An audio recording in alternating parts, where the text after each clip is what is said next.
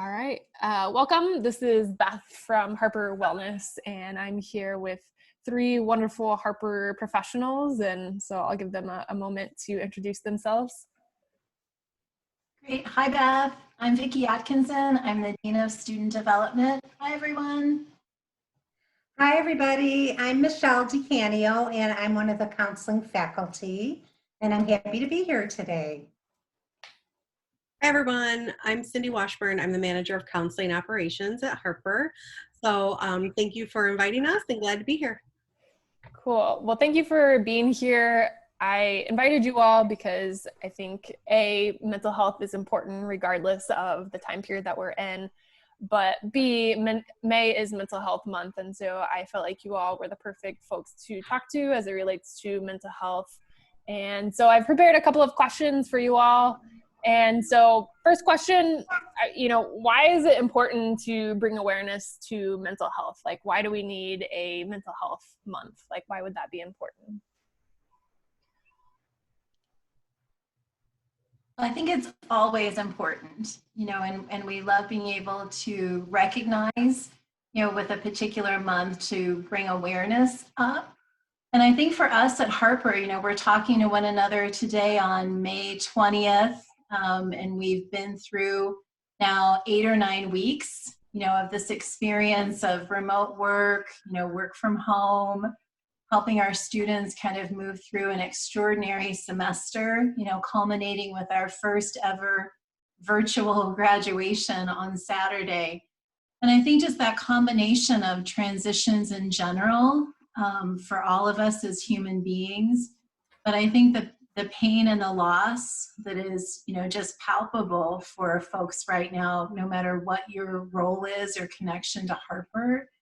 It was an extraordinary semester, and we worry about our students, we worry about each other, really on every conceivable level right now, personal health and wellness, mental health, physical, because I think people are being tested in ways that they couldn't have imagined. So I think for me, it's always important, and it's so great, to be with all three of you today, because I know that you are each mental health champions, and advocates. But I think it's great to have a month, especially this year and this month, to recognize all that's going on in our lives and in the world, and to just that coming together and being with one another to provide support and resources, it's kind of everything, and it always should be.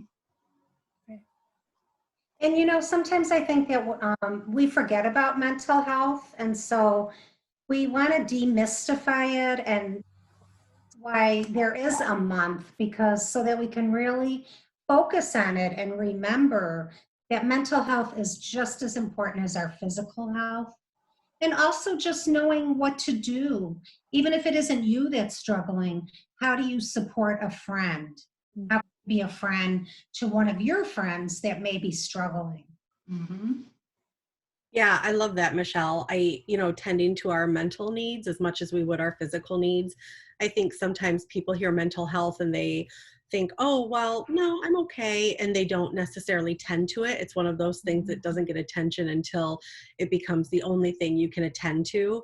So I love the idea that, we tend to our emotional and mental well-being just as much, if not more, than our physical, because that does impact so many facets of our life. And I think that's a great way to put it. Which is kind of leading to my next question. And I think a lot of times, obviously, when we break our leg or break a bone, you physically can see that. People can see that there's a problem, versus your mental health. It's hard because there's not some defining thing that says, hey, maybe you should go talk to a counselor. And I think that's hard for a lot of people, because they sort of balance like what is going on inside of me, because I can't actually see it, but I feel like something's wrong. And so I think, do you all have any thoughts about,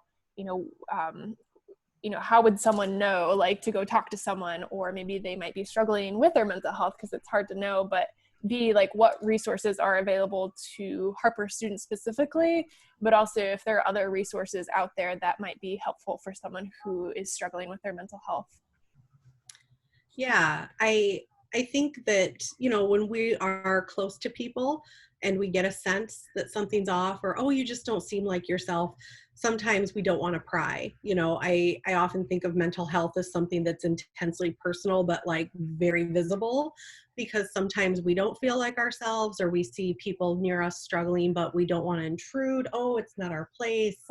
But I think that that's the most important time for us to just have that quick check-in and be like, hey, you just seem a little off. Like, I know you have a lot going on, and it's not necessarily, you know, it's not a bad thing that we're recognizing that and bringing voice to that, because I think sometimes people, we all know folks who have struggled very silently for a long time, and had they just had that like safe place or understanding voice to hear like, yeah, you know, I don't feel like myself, and then encouraging, great, there are resources.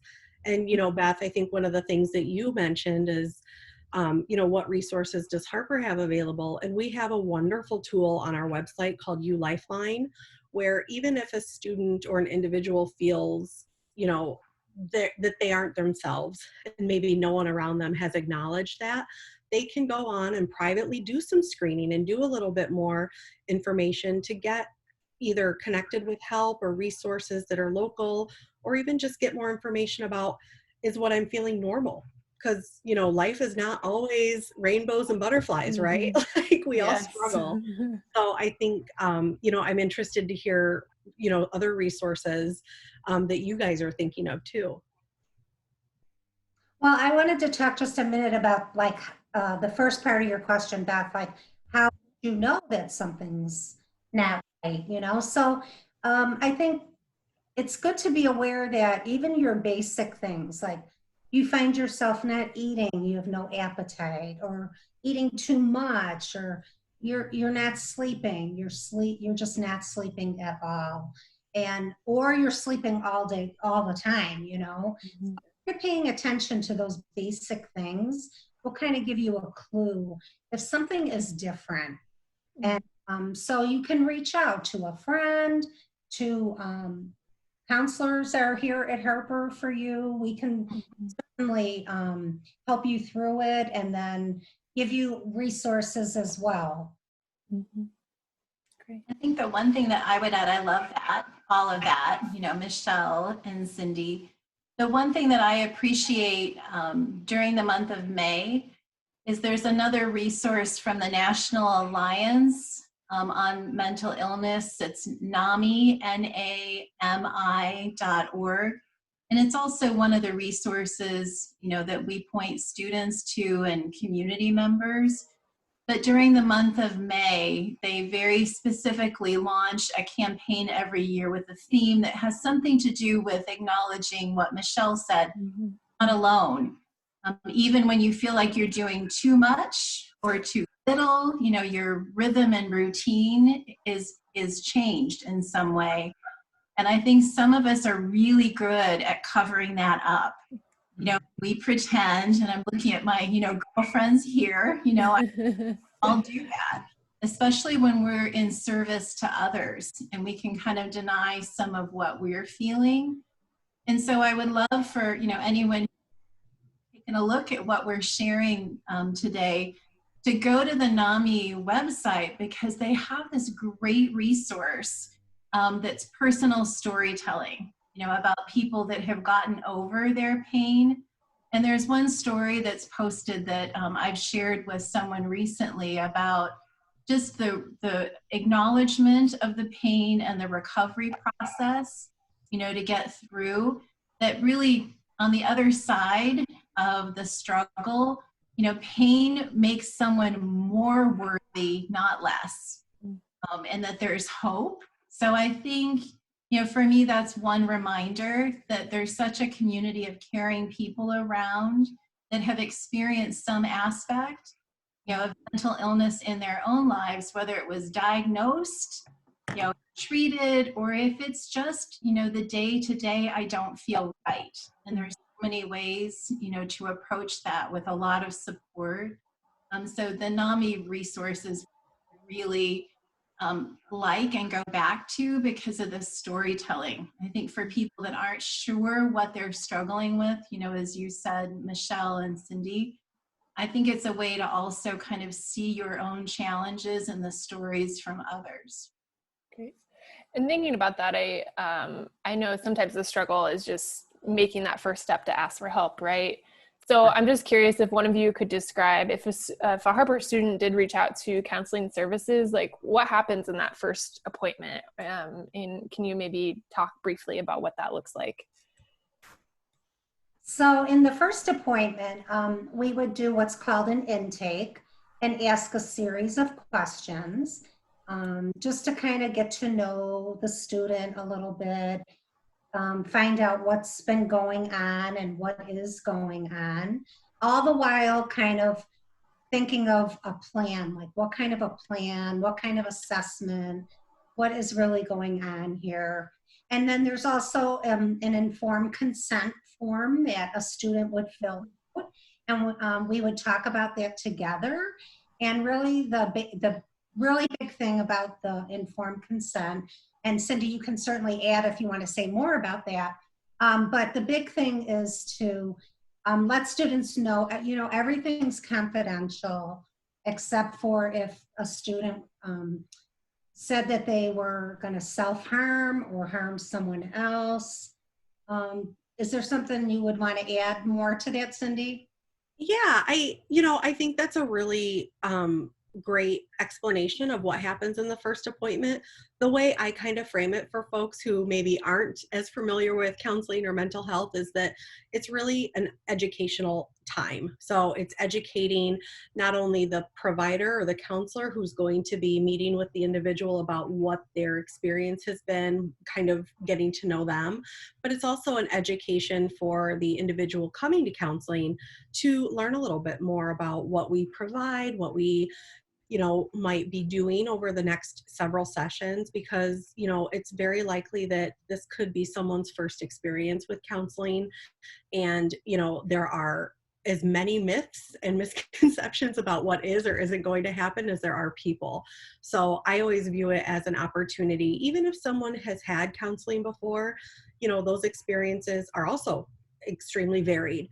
So it's always a good opportunity to learn a little bit more about how this can serve you as the consumer, but also how that counselor is getting to know you. So I think of it as like a time for education.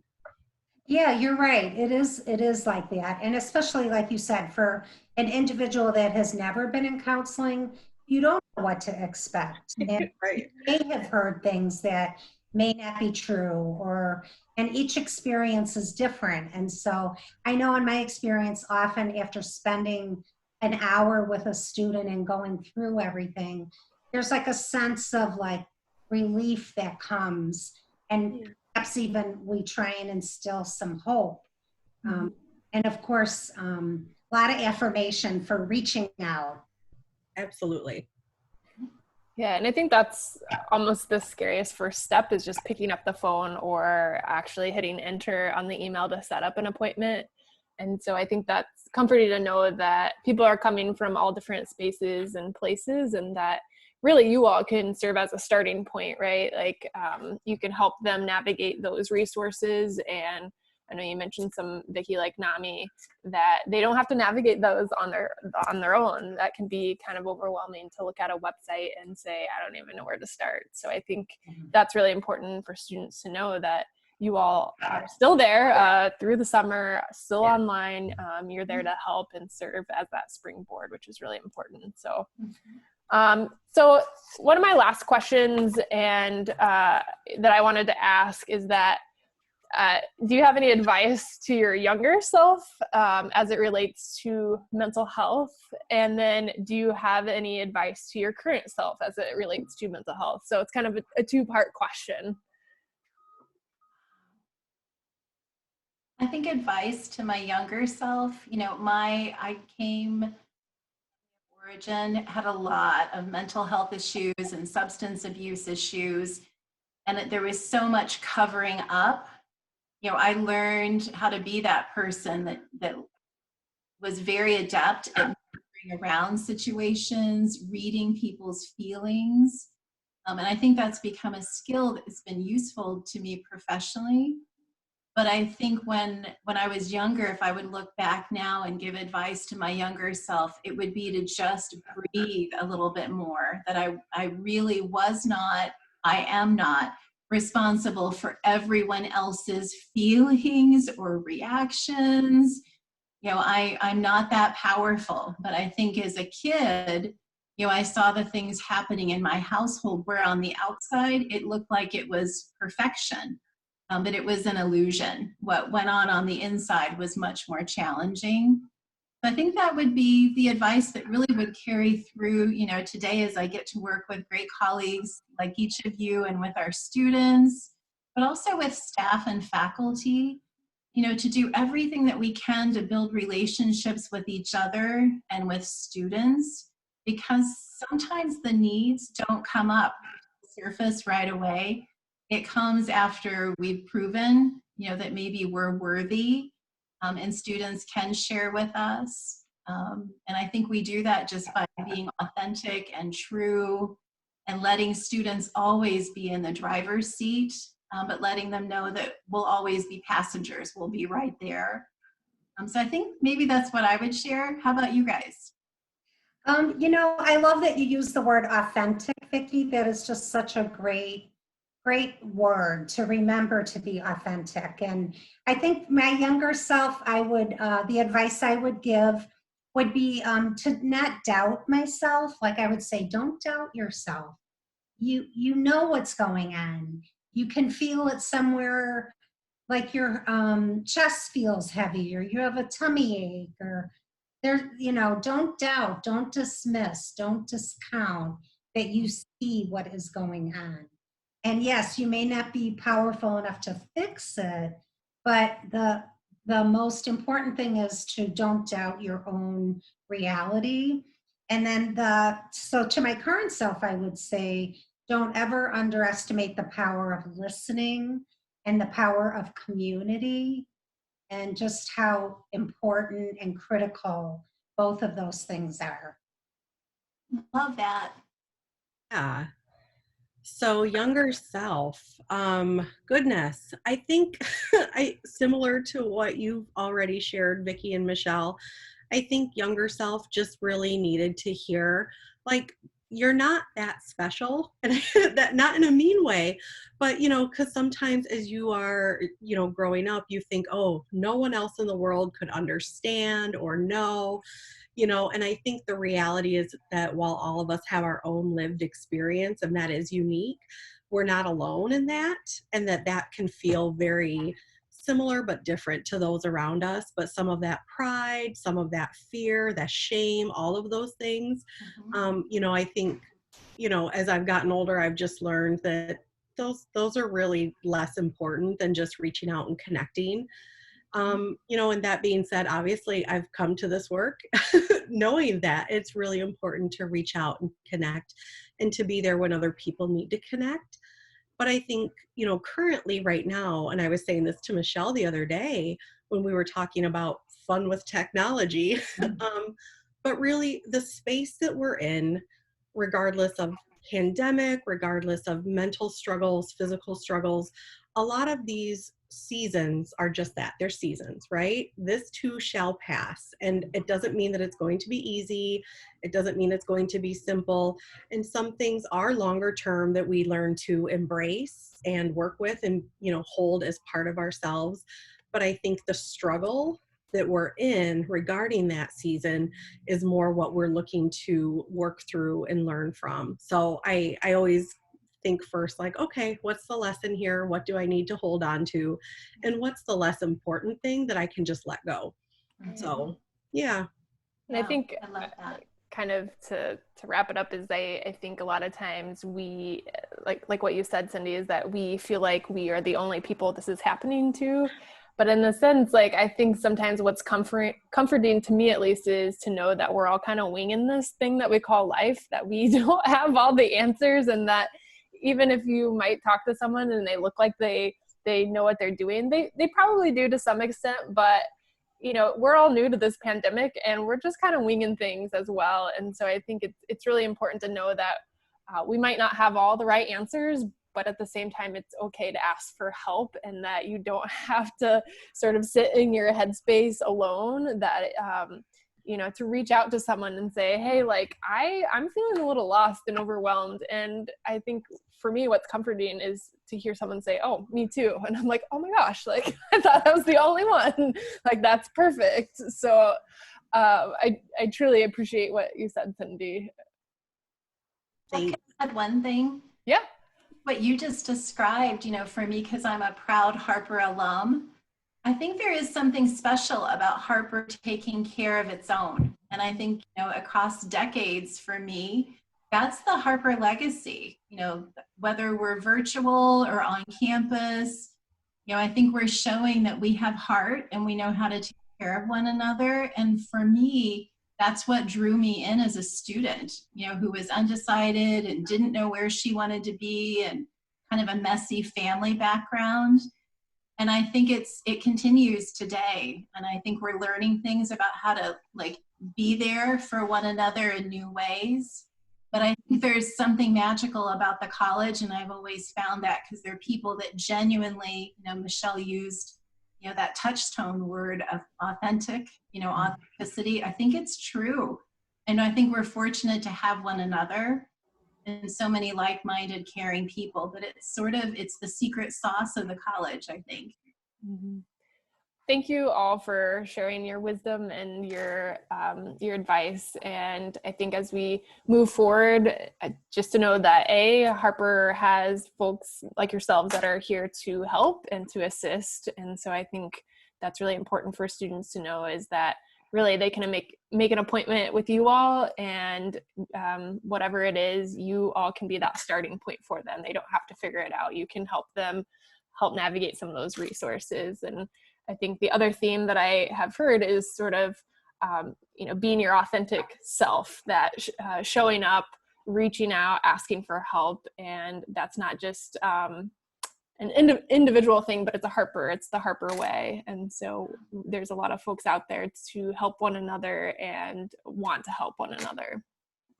And Beth, you know, it's important to add too that, you know, Cindy and Michelle and I get to work together, but we've got a team that's not with us right now, that are also like-minded and happy to help students in any way we can.